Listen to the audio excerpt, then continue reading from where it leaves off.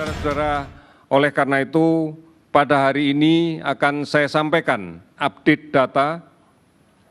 Ada penambahan kasus baru sebanyak 282 sehingga total menjadi 4.839. Ada kasus sembuh 46 orang. Kalau kita lihat distribusi terbesar, DKI sudah sembuh 163 orang, kemudian di Jawa Tengah, di Jawa Timur 76 orang sembuh, kemudian di Jawa Barat ada 23 pasien sembuh, kemudian Sulawesi Selatan 33 pasien sembuh, demikian juga di beberapa provinsi yang lain. Angka kematian bertambah dengan 60 orang pada hari ini sehingga totalnya menjadi 459. Saudara-saudara, yang seperti yang kita ketahui bersama, ini gambaran bahwa penularan di luar masih terjadi. Penularan di tengah-tengah masyarakat masih terjadi. Ada dua faktor besar yang harus kita perhatikan. Yang pertama, masih ada kasus positif tanpa gejala, tanpa keluhan, yang masih berada di tengah-tengah masyarakat. Ini menjadi sumber penularan. Kemudian yang kedua, masih adanya masyarakat yang rentan untuk tertular karena tidak mematuhi untuk disiplin tetap berada di rumah, tidak mematuhi menjaga jarak di dalam komunikasi dengan orang lain secara fisik, kemudian tidak menggunakan masker. Ini juga menjadi salah satu penyebab, di samping kebiasaan mencuci tangan yang belum dilaksanakan dengan baik.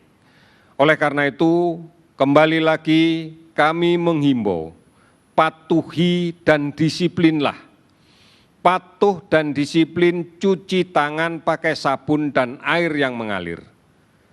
Kita ingatkan semua keluarga kita ingatkan orang-orang yang kita kenal dengan baik, agar rutin melakukan kebiasaan mencuci tangan. Kita mulai dari setiap rumah di tempat kita. Kita mulai dengan tetangga-tetangga kita yang terdekat. Kita mulai di tingkat RT, RW, dan seterusnya. Insya Allah dengan cara ini maka gerakan mencuci tangan akan menjadi budaya yang baik untuk kita. Kemudian patuh dan disiplin pakai masker. Masker kain bisa dibuat sendiri, bisa dilakukan dengan memberdayakan usaha kecil, usaha rumah tangga.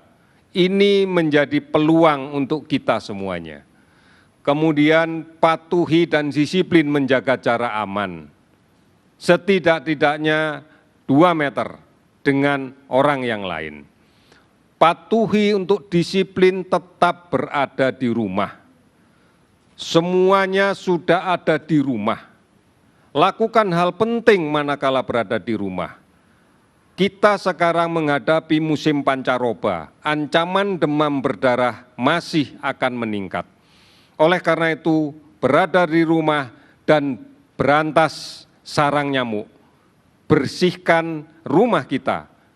Jangan sampai ada sarang nyamuk yang berada di sekitar rumah kita. Ini kegiatan yang bisa kita lakukan selama berada di rumah. Oleh karena itu, tidak bepergian adalah kebijakan yang paling bagus untuk tetap berada di rumah. Tidak bepergian kemanapun, baik ke rumah saudara, apalagi ke desa. Karena kita tahu saudara-saudara kita, orang tua kita di desa adalah kelompok-kelompok yang rentan, yang apabila terinfeksi penyakit ini akan mengalami perburukan yang cepat dan kemudian akan berakibat fatal. Sekali lagi, mari kita lawan COVID dengan meningkatkan imunitas kita. Makanlah yang bergizi, sabar, tenang, istirahat yang cukup dan teratur, tidak panik, dan munculkan perasaan yang gembira. Jaga jarak, pakai masker, jangan sentuh mata, hidung, mulut sebelum mencuci tangan menggunakan sabun dan air yang mengalir sampai bersih. Mari bergotong royong dan bersatu. Lawan COVID dari pusat sampai ke desa, sampai ke RT RW, sampai ke rumah tangga kita. gugus tugas sudah bekerja 1 bulan demi memastikan kita untuk bisa secara bersinergi, bahu-membahu, sistematis memenangkan peperangan kita melawan COVID-19 bersama-sama seluruh kekuatan bangsa kita.